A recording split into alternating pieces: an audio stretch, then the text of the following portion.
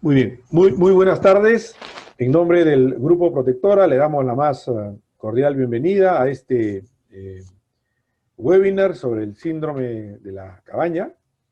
Como ustedes comprenderán, este tema, que es tan importante para nuestros afiliados, exige también que un profesional de primer nivel nos acompañe y que nos explique qué significa y qué impacto tiene en la familia. Hoy nos acompaña el doctor Alberto Fernández. El doctor Fernández es médico psiquiatra, graduado en la Universidad Nacional Mayor de San Marcos. Es máster en fisiología, graduado también en la Universidad Mayor de San Marcos. Es fundador del Instituto de Neurociencias Aplicadas de Lima. Es director de Felizmente Seguros. El doctor Fernández tiene amplia experiencia en el tema y hoy nos va a explicar, reitero, los impactos del síndrome de la cabaña.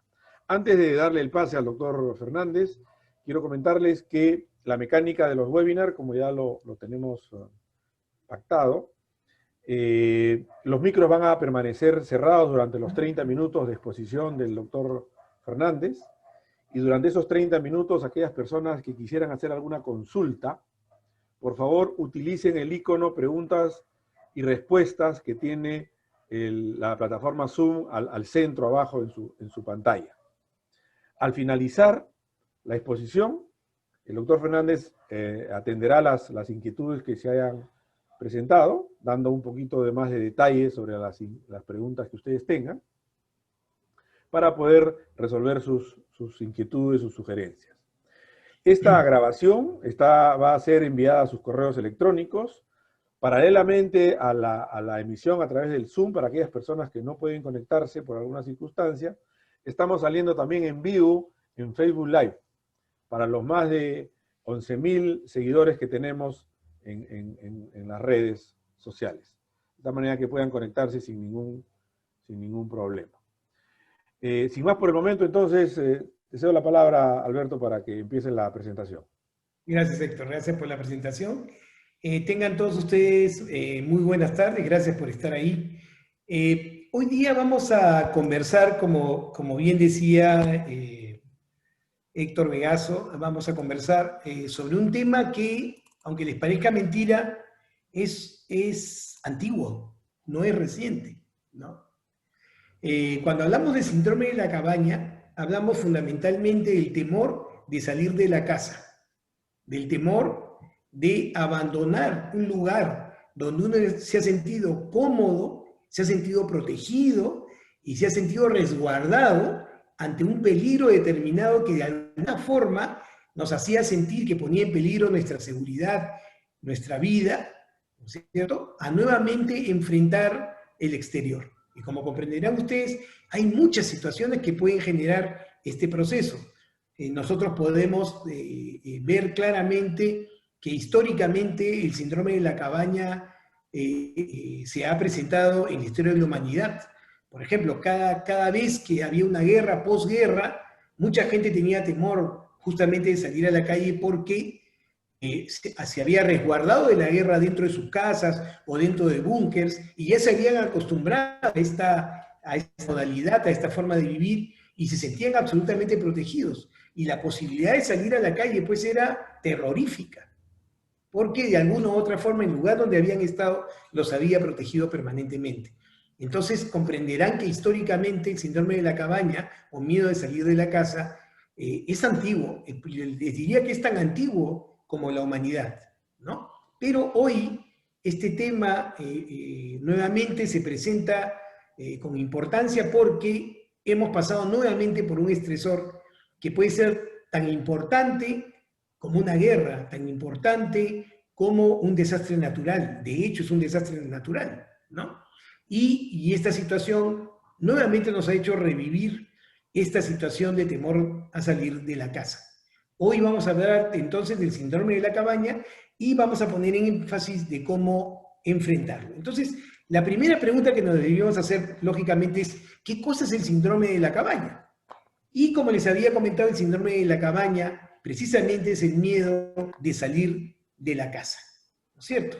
Entonces, es un proceso, un estado mental que se presenta cuando nos vemos forzados a vivir dentro de espacios estrechos, monótonos y de confinamiento.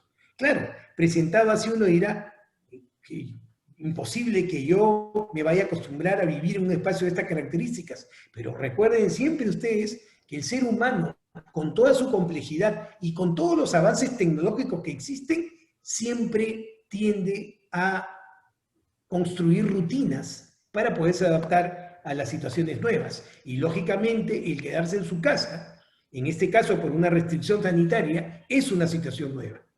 Entonces este síndrome se caracteriza por la presencia de un temor extremo que se experimenta al pensar solo en la posibilidad de una exposición real o imaginaria a todo lo que implique salir de la casa. Entonces todo esto lo podríamos resumir en una sola palabra, ¿no? En una amenaza. Entonces cuando yo, por un tiempo prolongado, en un espacio estrecho, me he sentido obligado de guardar cuidado a no salir, porque había la posibilidad de que yo me pudiera, en este caso, contagiar del coronavirus, ¿no es cierto? Hoy es difícil que alguien me convenza, al haberme acostumbrado a esta forma de protegerse, de que ese peligro ya no está, cuando realmente todos sabemos sí hay.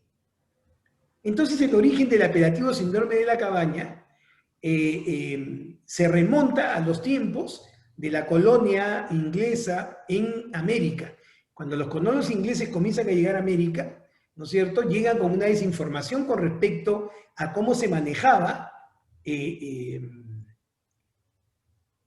medio ambiente, cómo se manejaban los ciclos, primavera, verano, otoño, y en muchas zonas de Estados Unidos el invierno, que puede ser gélido, podría durar 4, 5, 6 meses. Y entonces los colonos se sentían obligados, obviamente por el frío, de quedarse en la casa todo este tiempo. Y al acostumbrarse a estar dentro de la cabaña tenían dificultades justamente para salir por temor a lo que podían encontrar fuera. Y esto es lo que origina este nombre, síndrome de la cabaña. Entonces, el síndrome de la cabaña, nos deberíamos preguntar, ¿es una enfermedad? En realidad no lo es. El síndrome de la cabaña es un proceso que se consigue por adaptación. Y acá entonces regresamos al concepto que les había señalado al principio. ¿Qué es lo que tenemos que recordar? Que el ser humano tiende a crear rutinas para manejar mejor las situaciones desconocidas. Y una vez que adopta la rutina, se acomoda en esa situación, la conoce bien y entonces se estacionará en esa rutina.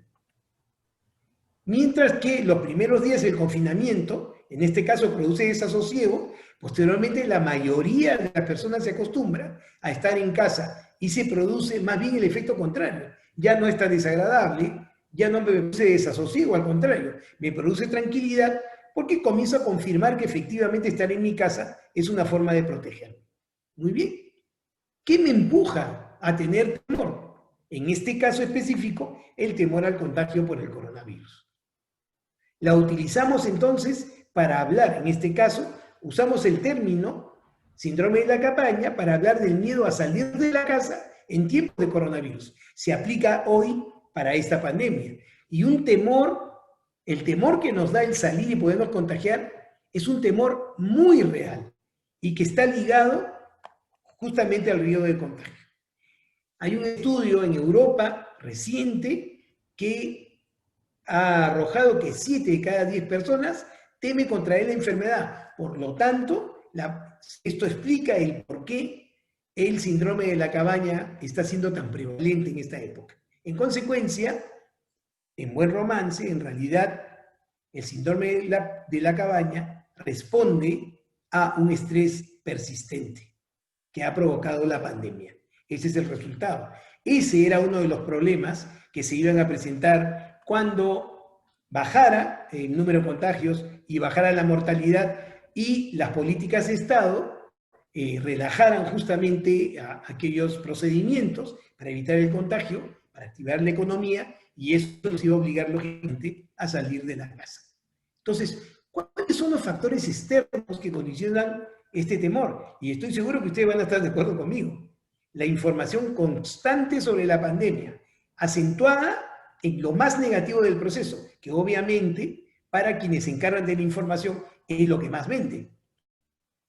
Y esto juntado a qué? Con todo el tiempo de la pandemia ya hemos debido de haber recibido noticias o debemos haber vivido muchos de nosotros cercanamente la pérdida de un familiar, la pérdida de un amigo, haciendo más real la consecuencia de exponerse al coronavirus. Al ver la muerte cerca, ¿no es cierto? Ya la contabilidad y la sensación de que podemos morir es real. Cuando uno lo ve de lejos, no lo contabiliza. Cuando uno lo ve cercano, es un familiar o un amigo, entonces ya comienza a instalarse un temor de que en realidad uno también podría perder la vida. Entonces, la sensación de que no existen los recursos sanitarios suficientes para enfrentar este contagio es otra de las dificultades, ¿no es cierto? Y si me enfermo y no llego a un hospital adecuado y no hay una cama libre, ¿qué va a hacer de mí? Prefiero entonces quedarme en mi casa y no contagiarme. Y lo otro es la percepción de que las otras personas no van a respetar los principios básicos para poder controlar el contagio. Entonces yo tengo claro que el salir de mi casa y tener todos los cuidados no va a asegurar que no me contagie, porque tengo la percepción de quienes me rodean no se van a cuidar como me voy a cuidar yo. Entonces mejor me quedo en mi casa. ¿Para qué exponerme? Entonces, el estrés persistente ha generado respuesta, ¿no es cierto?, que estando 120 días promedio de encierro, ¿no es cierto?, con la familia, se puede desarrollar este síndrome. Lo pueden hacer niños, adultos mayores. Nadie se salva de esta posibilidad. Y hay que estar atento a las señales para brindarles el apoyo necesario, sea que nos pase a nosotros, sea que nos pase a un familiar. Entonces, en realidad, el síndrome de la cabaña, el temor a salir de la casa, es la forma como el cerebro y el cuerpo responden en realidad a cualquier demanda o desafío. Puede ser trabajo, escuela, cambios importantes en la vida o acontecimientos traumáticos. Y entonces, en realidad, el síndrome de la cabaña es una respuesta a estrés persistente que puede afectar mi salud y puede ser muy intenso y puede ser crónico. Entonces hay que tener mucho cuidado. Entonces, esto es lo que pasa.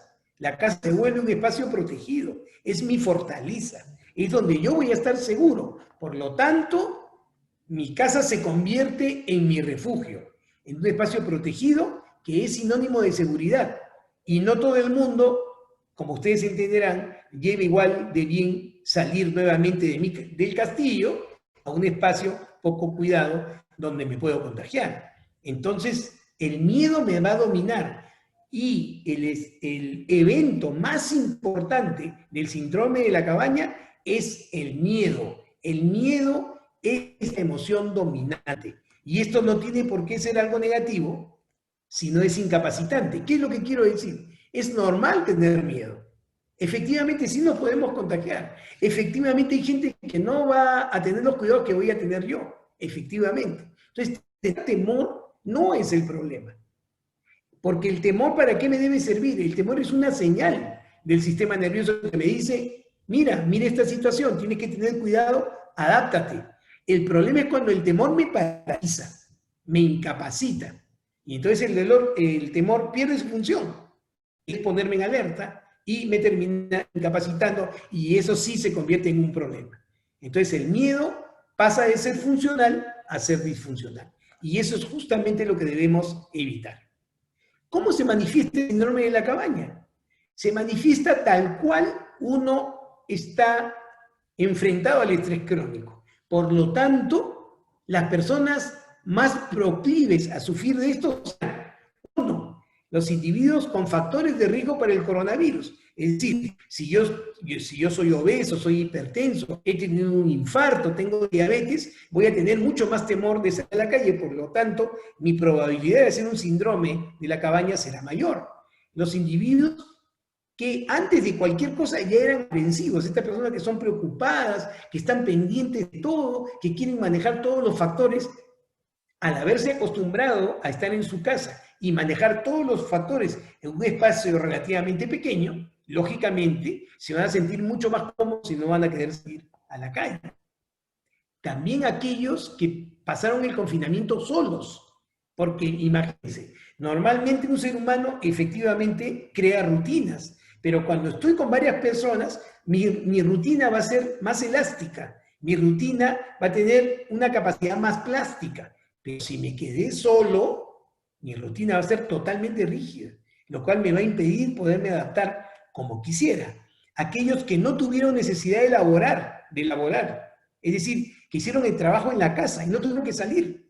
Ya probablemente la costumbre de simplemente abrir la computadora y hacer su teletrabajo, ¿no es cierto? Y tener al costado a su esposa, a sus hijos, recibir su sueldo, probablemente también tenga muchas dificultades. Los extremos de la vida, los niños, los ancianos y aquellas personas que ya tenían trastornos previos. Por ejemplo, aquellas personas que sufrían ya de depresión o tenían agorafobia, que es el temor a los espacios abiertos o el temor a no recibir ayuda, los trastornos de ansiedad generalizada, donde la persona está preocupada por todo, por el sol, la lluvia, la política, por todo, ¿no es cierto? La fobia social. Imagínense aquellas personas que siempre tuvieron temor, la fobia social es un trastorno de ansiedad, temor de estar con otras personas, de pronto la pandemia y el presidente le dice no salgas de tu casa. ¿Se dan cuenta? Le refuerza la fobia. Ahora para salir de la casa. Y por supuesto la hipocondría. Es esta sensación de que me puedo enfermar de cualquier otra cosa. Entonces, eso será más proclives. ¿Cuál va a ser entonces la característica? Primero, mis pensamientos van a ser catastróficos y recurrentes. Al ser esta emoción tan intensa, trae entonces consigo la presencia de pensamientos catastróficos que tienen la particularidad de ingresar en nuestra mente. Son casi pensamientos parásitos, que por más que nosotros tratamos de darle sentido, al final nos va a ganar por el temor. Y estos pensamientos elevan el nivel de la ansiedad, generando una reacción fisiológica, es decir, una reacción del cuerpo muy intensa. Puede tener palpitaciones, taquicardia, sudoración, dificultades para dormir, aumento o disminución del apetito. Todo eso puede estar en relación con el síndrome de la cabaña o el temor de salir de la casa. La ansiedad es tan fuerte que se opta por la reclusión para poder vivir adecuadamente en el supuesto de que la casa va a ser entonces el lugar más seguro. Entonces el síndrome de la cabaña me puede dar manifestaciones físicas, por supuesto, y hemos repasado las emocionales: miedo al futuro, desesperanza, ansiedad, preocupación con las ideas negativas, o inclusive tener irritabilidad, porque la ansiedad puede producir irritabilidad, intolerancia. Puedo tener problemas de atención y concentración y de memoria de corto plazo, justamente por la ansiedad. Y desde el punto de vista físico, puedo estrenar con dolor de cabeza, fatiga, trastornos del sueño que pueden ser dormir bastante o dormir menos, ¿no? Dolores difusos, torácicos, articulares y molestias gastrointestinales pueden ser características del síndrome de la cabaña. Pero les cuento que el síndrome de la cabaña tiene etapas. No siempre es igual. Tiene 3 etapas en realidad. En la primera etapa, el síndrome de la cabaña se caracteriza porque hay una restricción inicial, ¿no es cierto? Por lo tanto, los estresores son diferentes, ¿no? En la primera etapa del síndrome de la cabaña, los estresores son consecuencia de la restricción inicial. Entonces, al principio, en la cuarentena, nos llenamos de información, ¿no?, que nos atemoriza mucho, ¿no? La pérdida de nuestras rutinas va a ser lo que nos va a generar ansiedad. Miren ustedes, es de perder la rutina de la calle para quedarse en la casa. Eso es lo que inicialmente produce estrés en síndrome de la cabaña, ¿no? Lógicamente, las dificultades financieras, la incertidumbre de contar con suministros necesarios, la frustración y el aburrimiento es lo primero que va a venir a la cabeza, ¿no? Y eso se agrega la pérdida de contacto con los seres queridos, obtener fuentes confiables de información y evitar el contagio del COVID. Y por supuesto, ¿no es cierto?, la pérdida de la estabilidad económica. Eso fue lo que primero preocupó, ¿no es cierto?, en la primera etapa de la restricción. En la segunda etapa del síndrome de la cabaña, entonces existe la habituación, donde justamente el ser humano hace rutinas para poder acostumbrarse a la situación de este encierro forzado. Por lo tanto, deben ustedes tener claro que la mayor parte de las personas se adaptan a las rutinas dentro de la casa. La mayor parte, pero hay un grupo que no lo va a hacer. Hay un grupo que no se va a lograr adaptar, que son personas, como les había dicho, que tienen antecedentes de trastorno de salud mental, ansiedad, depresión, etcétera, o las personas que debutan con un trastorno por el encierro. Hay gente que ha hecho cuadros depresivos, cuadros de ansiedad, y el famoso trastorno de estrés postraumático, que es una sensación y una angustia terrible de que algo va a pasar por estar en el encierro y no saber qué va a suceder en el futuro. ¿No es cierto? Pero al final, como les digo, la mayoría se adapta. Yo seguro que esta imagen debe traerles recuerdos actuales muy recientes, ¿ah? Entonces, ¿cuál es la tercera etapa? Recuperar la vida rutinaria, pero fuera de la casa. Recuperar la vida rutinaria anterior, sabiendo que jamás va a ser como era anteriormente. Y entonces, ¿cuáles serían los estresores ahora? Primero, que sabemos que no se va a retomar la rutina tal como estaba antes de la pandemia. Nos enfrentaremos a nuevos desafíos, nuevas modalidades de trabajo, y nos adecuaremos a esta interfase físico-digital. Se deben haber dado cuenta que la precipitación que estaba haciéndose poco a poco de la modalidad física del trabajo, la digital, se ha precipitado. Y aquellos de mi edad que no hemos nacido en el mundo digital, vamos a tener probablemente mucho más dificultades que otros para adaptarnos. Y continuará aún el clima entonces de tristeza y duelo que enfrentarán muchas familias. Todo esto hace difícil que el síndrome de la cabaña se termine por fin, porque hay muchas cosas que tenemos que resolver. Muy bien. ¿Cómo afrontamos el síndrome de la cabaña entonces? Vean ustedes. Lo primero, hay que hacer un afrontamiento emocional. Primero tengo que reconocer la ansiedad. Tengo que saber y decir, la ansiedad existe, sí tengo temor. Y tengo que diferenciarla a través de mis preocupaciones. ¿Qué cosa es lo que me genera angustia? Me genera angustia poderme contagiar. Me genera angustia ahora alejarme de mi familia. ¿No es cierto? Todas estas razones que me generan la ansiedad las tengo que particularizar, porque juntas y confusas no las voy a poder resolver. ¿Estamos de acuerdo? Entonces, tengo que reconocer que estoy con ansiedad y tengo que delimitar cuáles son las situaciones justamente que me están generando esta ansiedad. Entonces, tengo que identificar pensamientos catastróficos. Y esto a través de preguntarme, ¿todo lo que pienso ocurre en realidad? ¿Mi posibilidad de contagiar es del tamaño que yo estoy calculando en realidad?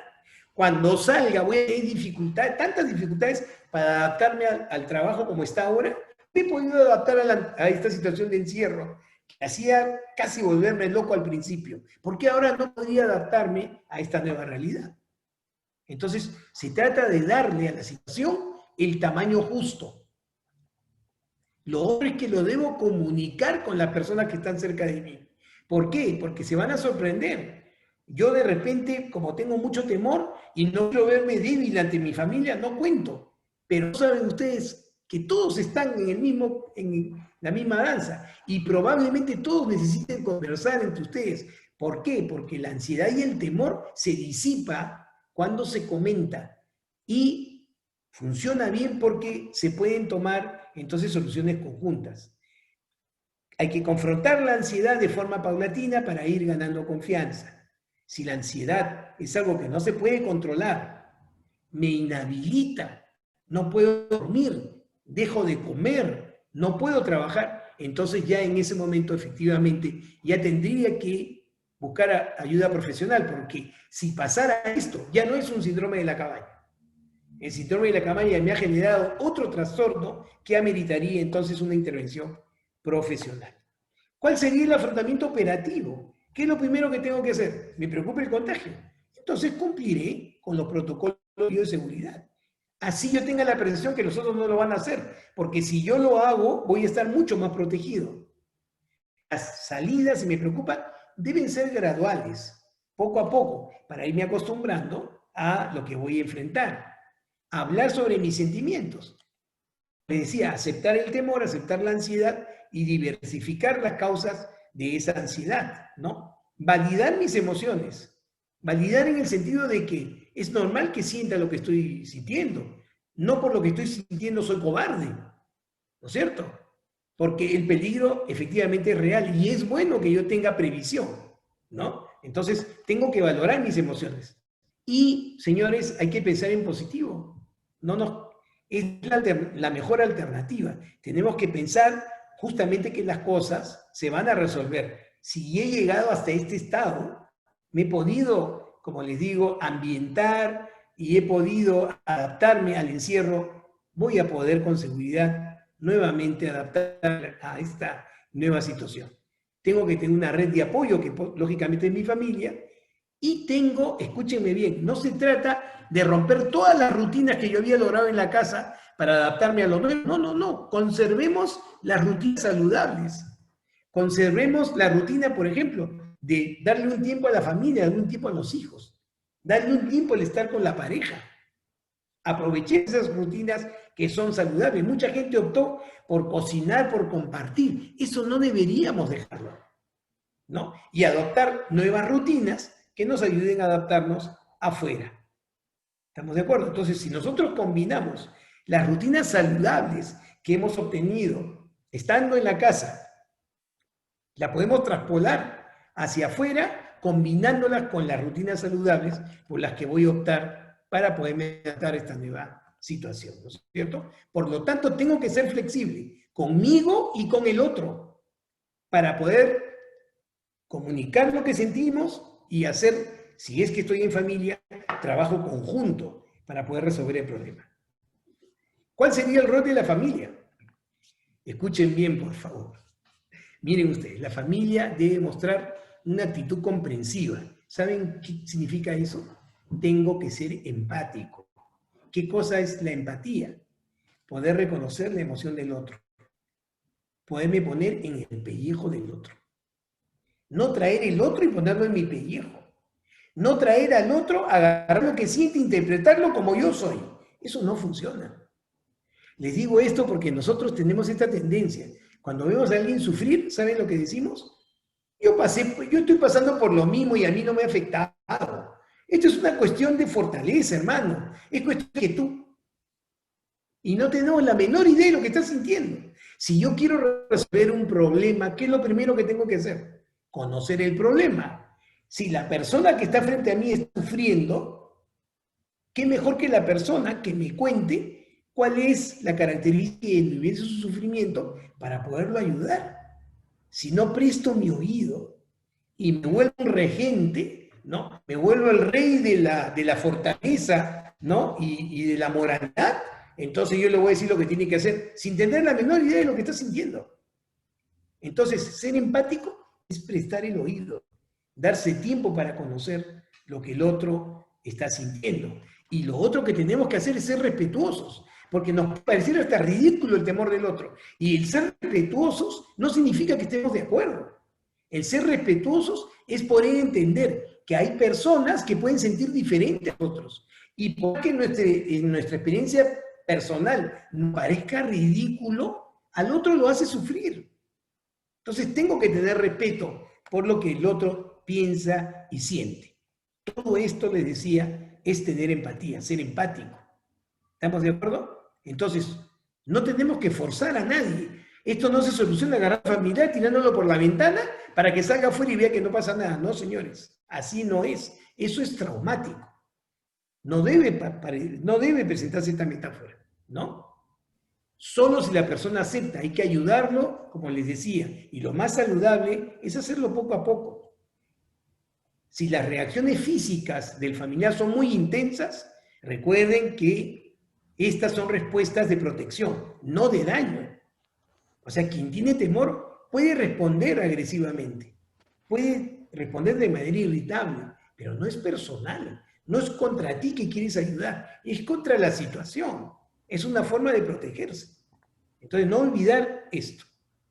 Muy bien, en resumen, el síndrome de la cabaña es un proceso que no es nuevo, se reestrena en cada desastre. Hoy la pandemia ha generado que este síndrome se reedite, este temor de salir de la casa, de salir a la calle, ¿no es cierto? Es normal, entre comillas, no es una enfermedad porque el ser humano, como les decía, hace rutinas para adaptarse.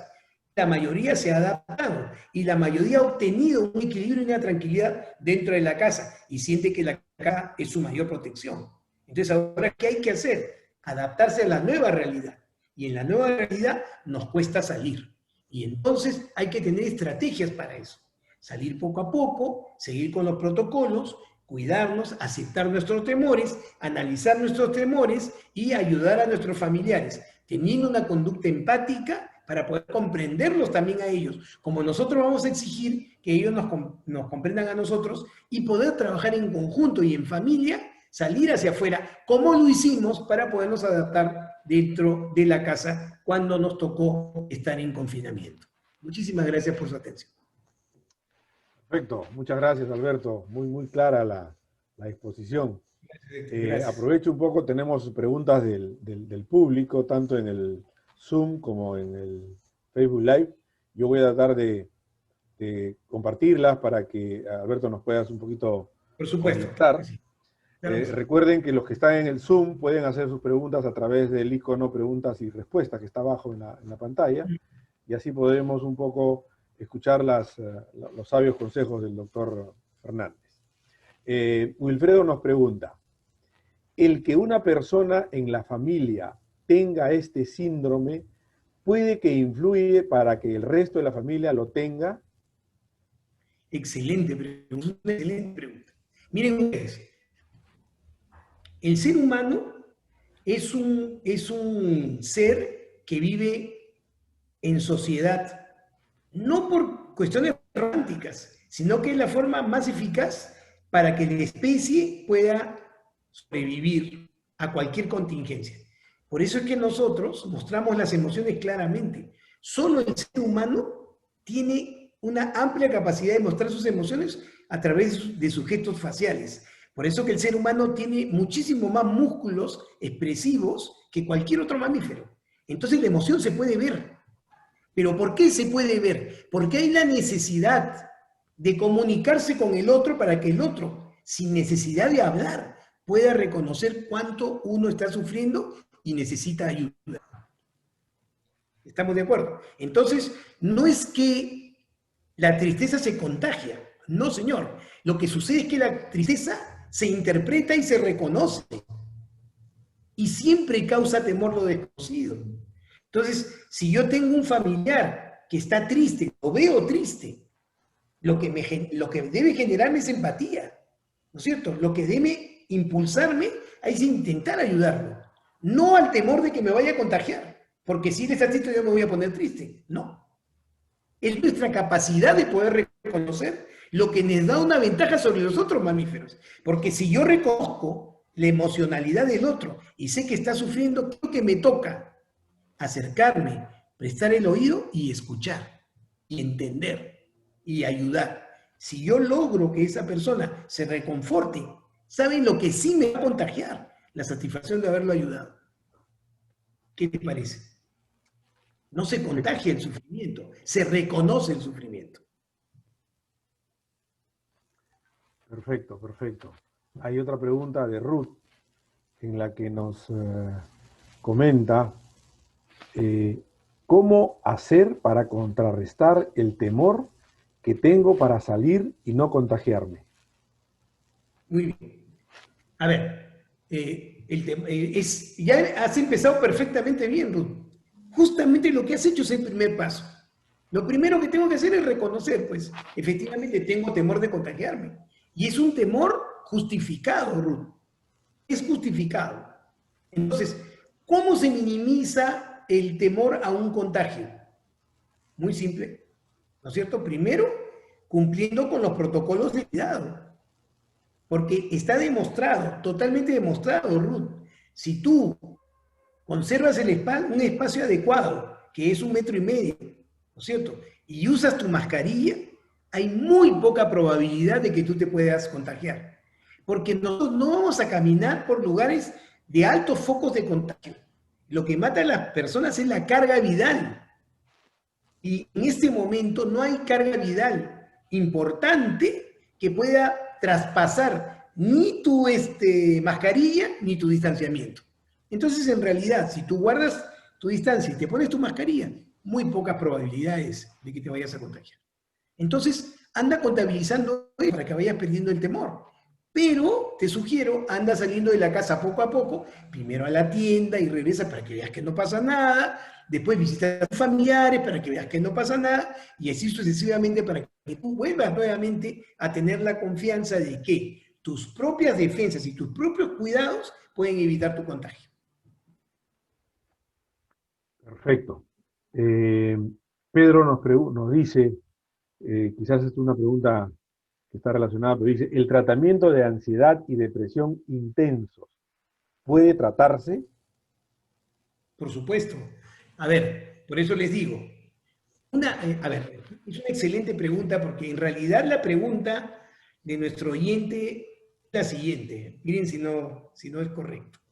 Lo que nos está preguntando es, en realidad, ¿cuándo la ansiedad necesita un tratamiento profesional? ¿Cuándo la ansiedad se vuelve un problema? Y necesito ir a un médico para que me lo trate. Yo les voy a contar. Es muy simple. La ansiedad per se no es una enfermedad. La ansiedad es una función del sistema nervioso que nos prepara para la acción, que nos prepara para resolver problemas. Es tan importante la ansiedad que está conservada entre las especies. Todos los mamíferos tienen ansiedad, si no, no podrían cazar, no podrían cuidar su territorio. Entonces, la ansiedad es normal y es buena porque nos prepara para resolver. Cuando la ansiedad se vuelve un trastorno de ansiedad, cuando la ansiedad se activa y en vez de ayudarnos a resolver, nos paraliza. Nos paraliza, no nos permite resolver, nos produce trastornos del cuerpo. No podemos dormir, no podemos comer. La ansiedad no hace eso si es una ansiedad normal. Eso ya es un trastorno de ansiedad. Concepto básico, cuando yo debo buscar ayuda para tratar mi trastorno de ansiedad, cuando tengo claro que esa ansiedad me hace disfuncional, no me deja trabajar, no me deja estar con mi familia, no me deja estar con mis amigos, no me deja dormir, no me deja comer. Ahí es que yo digo, acá necesito tratamiento. Y les aseguro, el tratamiento de la ansiedad de la ansiedad, sobre todo, es sumamente eficaz. O sea, los tratamientos para esto son sumamente eficaces, no se preocupen. Perfecto. Hay otra pregunta que dice, ¿el ataque de pánico tiene relación con el síndrome de la cabaña? Muy bien. A ver, el ataque de pánico, en realidad, el nombre más descriptivo es una crisis de angustia. Uno puede tener una crisis de angustia sin tener un trastorno, por supuesto, ¿no? Si yo, que tengo temor al contagio, eso es lo que les decía en el ejemplo final, si yo tengo temor al contagio y viene mi hermano y él piensa que la mejor forma de solucionar el problema es agarrarme del pescuezo y tirándome a la calle, muy probablemente voy a hacer un trastorno de pánico, voy a hacer una crisis de angustia.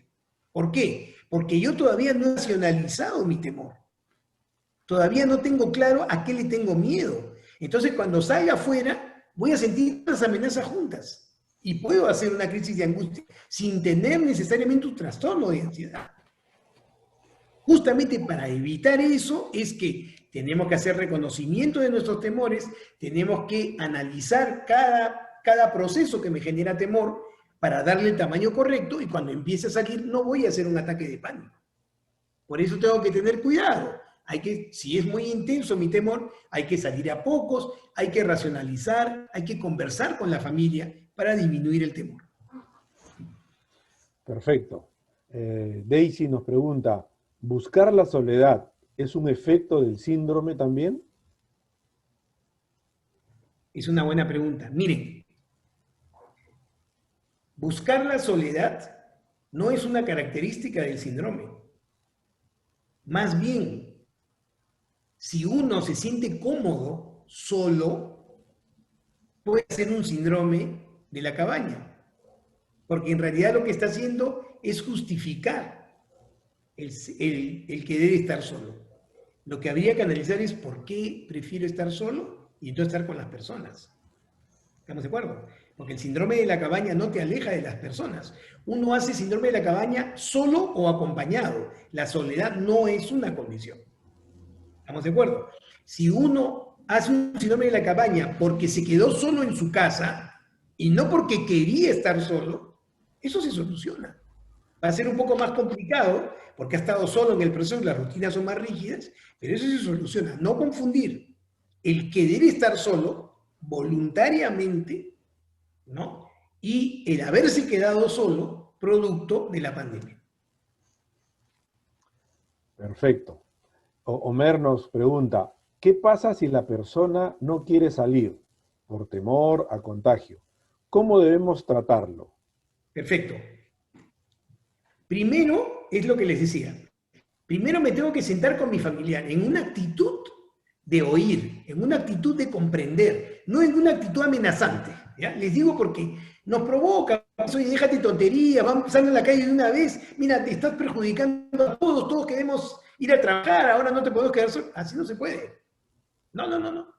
Uno se sienta tranquilo y escucha al familiar. Cuéntame, ¿cuál es tu temor? ¿Qué es lo que te preocupa?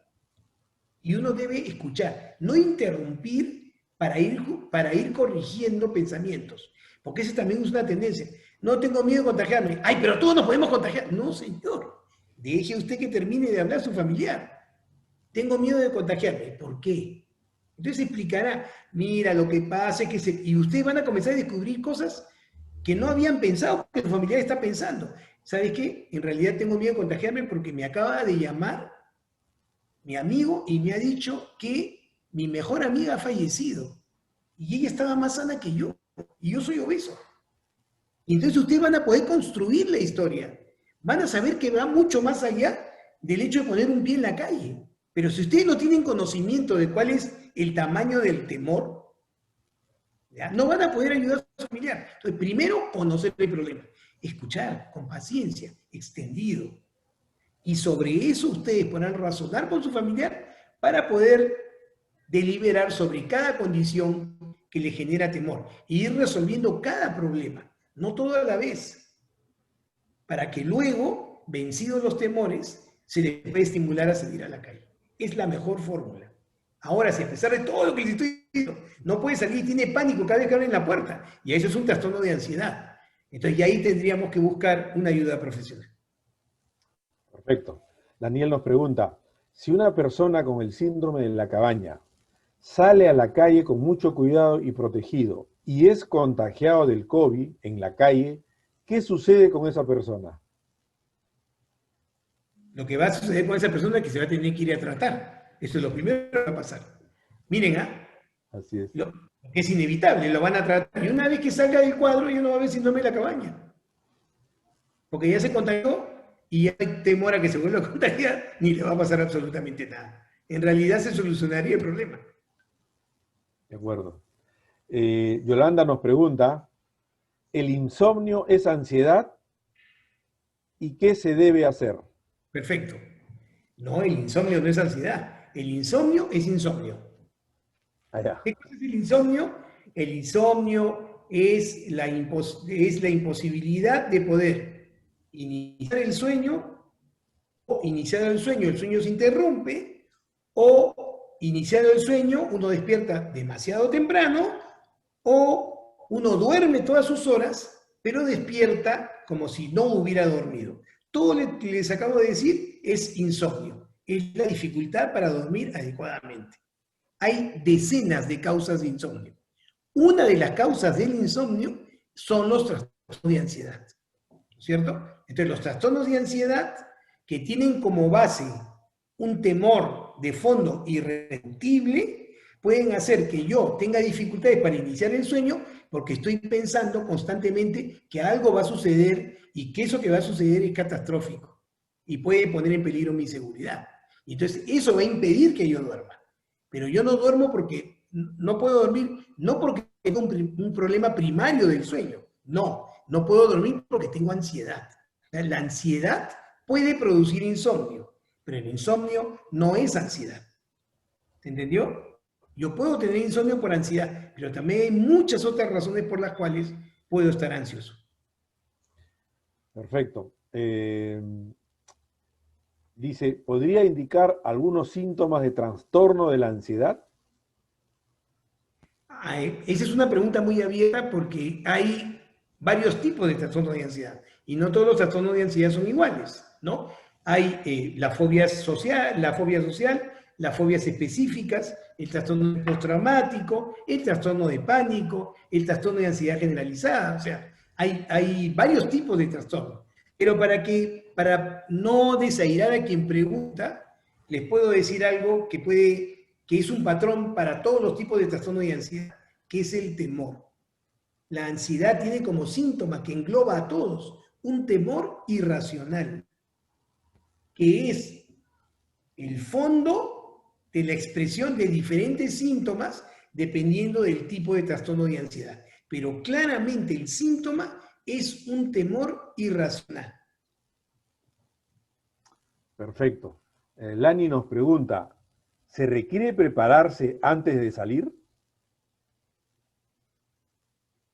A ver, si yo tengo síndrome de la cabaña, ¿amerita que yo me prepare para salir? Por supuesto, porque tengo temor a salir. Pero ¿cómo me preparo? Me preparo, como les decía, reconociendo que tengo temor de salir, identificando cuáles son mis temores, analizando la proporción de esos temores, nos vamos a dar cuenta que en realidad no es tan grave como parece, y una vez que haya analizado el verdadero tamaño de mi temor, implementaré conductas para que esos temores se resuelvan o sean de su mínima expresión. Por ejemplo, si yo logro ubicar que mi mayor temor efectivamente es contagiarme, pero entiendo que estamos en una época de declive del contagio, ¿no es cierto? Entenderé que guardando mis previsiones básicas para no contagiarme, podría ser suficiente para yo poder salir con tranquilidad a la calle. Ese es un ejemplo claro de reconocer el error, identificar cuáles son los orígenes y darle el tamaño correcto al problema para poder implementar soluciones y poder salir. Perfecto. Doctor Fernández, estamos casi bordeando ya la hora y hay una pregunta de Graciela que nos dice, ¿podría darnos algunos tips o pautas para superar el síndrome de la cabaña? Bueno, voy a cerrar con esto porque justamente me está pidiendo un resumen Sí, correcto. nuestra asistente. Bueno, entonces, es así, ¿ya? El síntoma crucial del síndrome de la cabaña es miedo a salir. Entonces, tips, rapidito. 1, tengo que reconocer que tengo miedo. 2, tengo que determinar cuáles son aquellos elementos que me causan temor. 3, tengo que darle a esos temores el tamaño correcto. Es decir, darme cuenta que en realidad no es tan problemático, no es tan peligroso. Una vez que he determinado el tamaño correcto, los jerarquizo. O sea, digo, ya, me quedaron estos 4 que son de este tamaño. ¿Cuál es el mayor de todos? Este. Entonces agarro este y digo, para poder salir y esto no me produzca temor, voy a hacer 1, 2, 3, 4. Y listo. Tomo mi previsión y salgo. ¿Cómo debo salir? Poco a poco. Poco a poco, ¿cierto? Para que ese temor se vaya minimizando con la exposición progresiva. Y una vez que haga eso, no va a haber ningún problema. Y es casi una regla, todas las personas que han logrado adaptarse a la rutina de estar en hacinamiento, o estar, perdón, en confinamiento por salubridad, usualmente son las mismas que se adaptan a salir. Pero va a haber este tránsito de temor, que es lo que se conoce como síndrome de la cabaña. Perfecto, perfecto, perfecto. Muy bien, Alberto, creo que estamos ya en la etapa final. Te agradecemos muchísimo la excelente presentación. Hay agradecimientos a través del chat y a través de los medios que tengo yo ahorita Sí, estoy viendo. disponibles de la excelente presentación y lo didáctico de tu ponencia. A los asistentes a este webinar, agradecerles muchísimo su participación. Sabemos que hoy día es un poquito complicado porque algunos estarán ahorita ansiosos por lo que viene, pero queríamos agradecerles nuevamente y desearles una feliz noche. Muchas gracias, Alberto. Gracias, gracias, Héctor.